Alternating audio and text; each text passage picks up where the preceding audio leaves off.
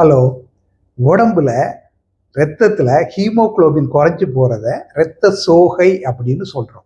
இந்த இரத்த சோகை இருக்கும்போது நம்ம உடம்புல என்னென்ன அறிகுறிகள் இருக்கும் அப்படிங்கிறத பார்க்கலாம். முதல்ல உடல் சோர்வாக இருக்கும், உடம்பு பலவீனமாக இருக்கும். இது ஏன் அப்படின்னு சொன்னால் நம்ம உடம்பு வேலை செய்கிறதுக்கு எல்லா தசைகளுக்கும் ஆக்சிஜன் தேவைப்படுது. இந்த இரத்த சோகை இருக்கும்போது உடம்புக்கு தேவையான ஆக்சிஜன் கிடைக்காது. அதனால உடல் சோர்வாக இருக்கும், உடல் பலவீனமாக இருக்கும். ரெண்டாவதா பார்த்தீங்கன்னா இருதயம் சரியா வேலை செய்யாது இரத்த சோகை இருக்கும்போது. அதனால சின்ன வேலை செய்யும் போது கூட நமக்கு ஒரு மூச்சு திணறல் இருக்கும், மூச்சு விடுறதுக்கு கஷ்டமா இருக்கும். மூணாவதா பார்த்தீங்கன்னா நம்ம தோல் இதெல்லாம் உடம்புல இரத்த அணுக்கள், சிவப்பு அணுக்கள் குறைந்து போறதுனால ஒரு வெளிர் நிறத்துல இருக்கும், வெளிரி போய் இருக்கும்.